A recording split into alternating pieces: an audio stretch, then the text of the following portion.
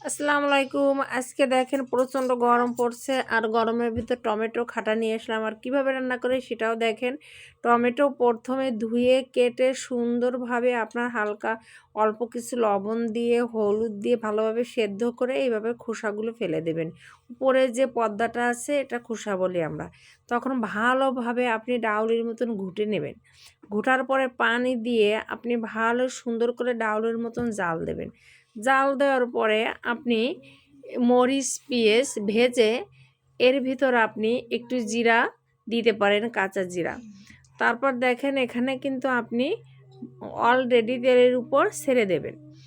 ঠিক ডাউলের মতনই রান্না করবেন, এত টেস্ট। আর গরমের সময় আপনি যদি এই ডাউলটি রান্না করে খেয়ে থাকেন অবশ্য অনেক ভাত খেতে পারবেন আর মাথা ঘোরানো কমে যাবে। দেখেন আপনি যদি এমনিও খান ভাত ছাড়া তাতেও ভালো। তারপর চলে আসলাম আমরা আজকে গাছের সজনে নিয়ে এসেছে।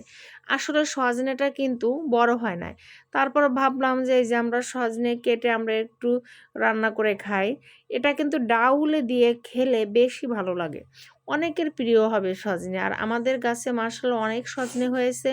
আমার আব্বুকে বললাম, আব্বু সজনে পেড়ে দাও, আমরা খাবো। কি দিয়ে খাবা? এই কই মাছ আমরা ভাজতেছি আর কই মাছ দিয়ে রান্না করা হবে।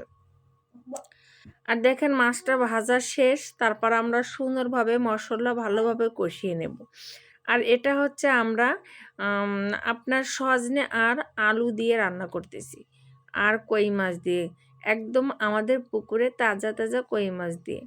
দেখেন কত সুন্দর, এটা ডাউল দিয়ে খেলেও ভীষণ ভালো লাগে। তারপর দেখো এই যে আমরা যখন নামাবো তখন এই যে আমরা মশলা দিয়ে নামিয়ে ফেলবো। এখন ভালো থাকবে।